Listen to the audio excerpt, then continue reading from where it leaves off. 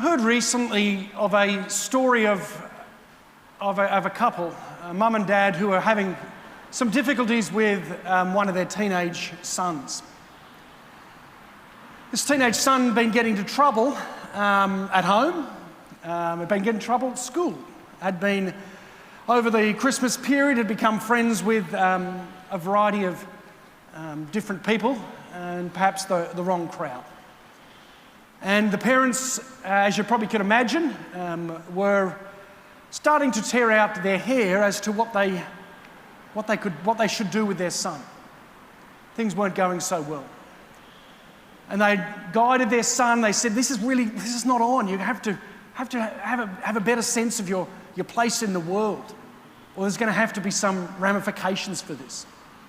And he was getting detentions. The school were calling up, and they eventually, the parents said, okay, well, the next time that the school rings us or something goes seriously wrong,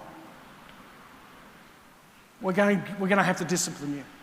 And what we're going to do is that when you come home, for dinner, all you'll receive will be a slice of bread and a glass of water. Well, a couple of days later, the school rang up these parents and said, you need to come in tomorrow, something's happened. The kid came home and parents said nothing. Got to dinner time and the mum had prepared a beautiful meal and put down this beautiful piece of steak in front of the father and in front of herself, and in front of the son was a lonely slice of bread and a glass of water. And they left it there for 10 or 15 seconds. And the son, you could see, was starting to really get angry, was about to react, was about to say perhaps some unpleasant things towards his parents. And the father then reaches over and he picks up the plate of the loaf, of the slice of bread, and puts it in front of himself, and puts his plate with the steak and puts it in front of his son. Didn't say anything. The son, in time, started to realise that the father was taking on the punishment for his son. And this is what Jesus does for us. We look to the crucifix, and this isn't just a sign of pain.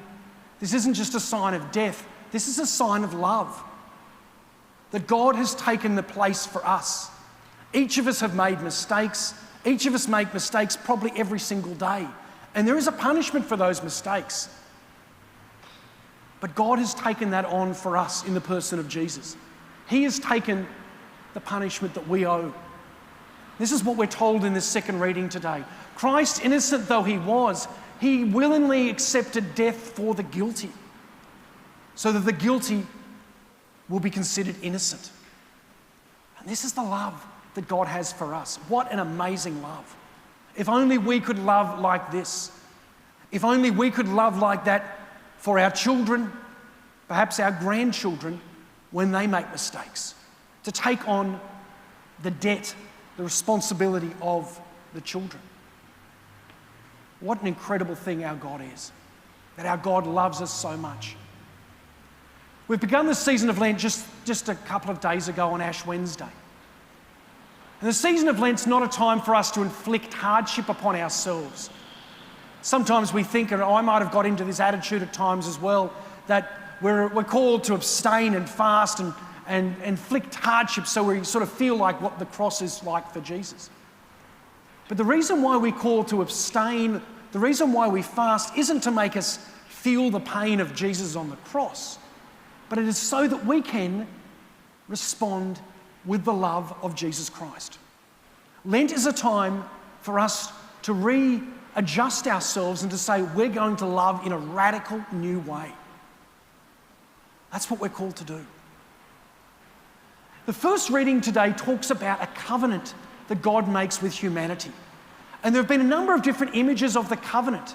When people see the crucifix, like we have on the back wall here, it's a sign, hopefully, of that relationship between God and humanity, of that love that God has for us. But there are other images of the covenant as well. We often see the host or the chalice. This is a sign of God's love as well, of that relationship, this covenant. For the Jewish people, they saw the temple and they saw the Ark of the Covenant, the place where they put the 10 Commandments. That this was a sign of God's covenant. And the first reading today tells us about the flood with Noah.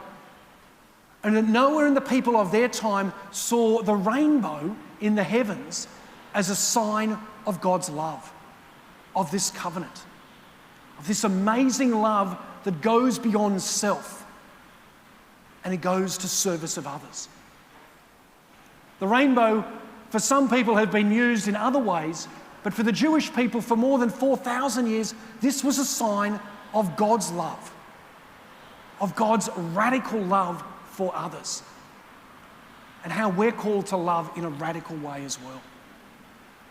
Today, in a moment, we're going to commission 2 of our school principals. One for OLMC, Our Lady of Mercy College at Burraneer, for our 7 to 10 girls' college. And we will also commission our senior college principal for years 11 and 12 at Salle at Cronulla. Our schools are places of learning. Our schools are places of knowledge. But our schools, first and foremost, are places of the covenant of Jesus Christ.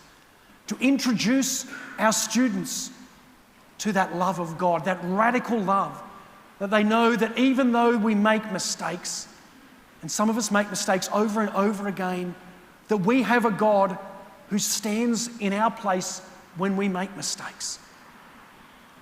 One of the great saints of our tradition, a guy by the name of St. John Vianney, lived about 200 years ago. And St. John Vianney is known as the patron saint of parish priests. And when he would hear confessions, and sometimes he heard confessions for many, many hours a day. But he said when he heard confessions, he would give a penance. But he said he'd give the penance and make it a very, very small penance, a Hail Mary or a Glory Be. But sometimes he said sometimes he realised that people couldn't even do that, couldn't even say a Hail Mary. And so he would take on the penance himself, take on that responsibility a little bit like the father at the beginning of my homily today decided to have the slice of bread and give the really nice meal to his son. We're called to do this for others. When someone gets in trouble in our schools, I know our principals feel some of the pain of what happens in our schools to some of our students. And sometimes they take on the responsibility and even the punishment for them in different ways. And that's the way of Jesus. So next time you feel like you want to get angry with somebody, next time you perhaps want to feel like that someone's sort of should be chastised or disciplined, maybe the first thing we should do is the thing of Jesus Christ. Work out what the punishment should be owing to that person and maybe take it on for yourself. That's the radical way of mercy. That's the radical way of Jesus' love. As we now journey through the season of Lent, let's not inflict hardship on ourselves or on others, but let's embrace the way of the cross, the way of Jesus' radical love.